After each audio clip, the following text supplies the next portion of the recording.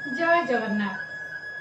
सत्यर पथे चैनल रो वास्तु कहे कार्यक्रम को मु ज्योतिर्विद सरोजिनी महापात्र आपण को स्वागत जनाऊँगी।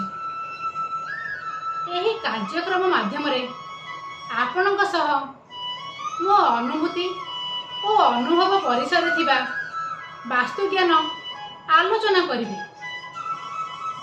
जहाँ आपण समस्या समाधान दिगरे यथेष्ट सहायक हो पारिबो। एबे आसंतु जानिबा वास्तु कौन।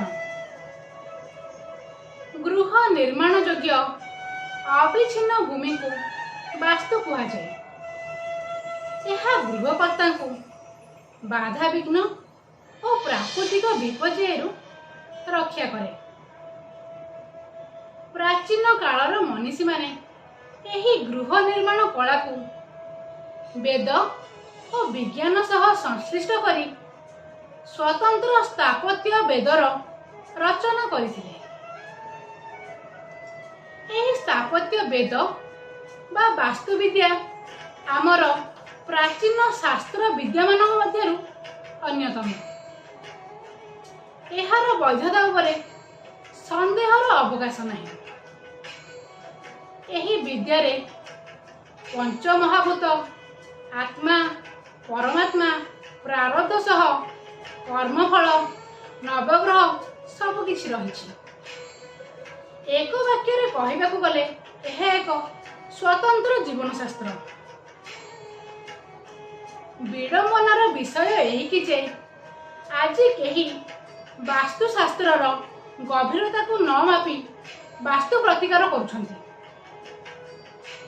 गृह को एवं जमिति भंगारुजा करी बदला बदली करा जाउछि और विभिन्न प्रतिकार पद्धति करा जाउछि ताहा कोनोसी वास्तुशास्त्र रे नाही। वास्तुशास्त्र निर्माणर विज्ञान भंगाभंगी कि विकृत प्रतिकार विज्ञान नुहे। निजर भाव बदलिले गृहर माहौल बदले। मन बदलिले मनुष्यर आचार विचार बदले। यही दिग प्रति आज कहार दृष्टि नहीं।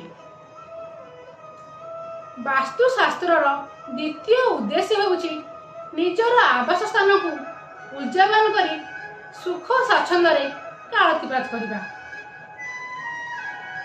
वस्तुर जेपरी चेतन सत्ता उपरे प्रभाव रही सेमिति चेतन सत्तार वस्तु उपरे प्रभाव रही।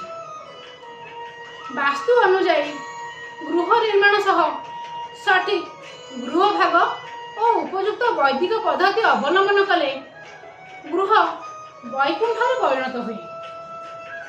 महालक्ष्मी सदैव सेठारे विचरण करती। परवर्ती अध्याय रे पूर्व निरूपण सह गृह निर्माणर उत्तम तिथि आदि विषय सविशेष आलोचना करी।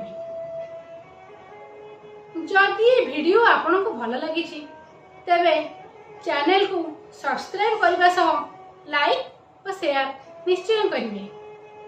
जय जगन्नाथ।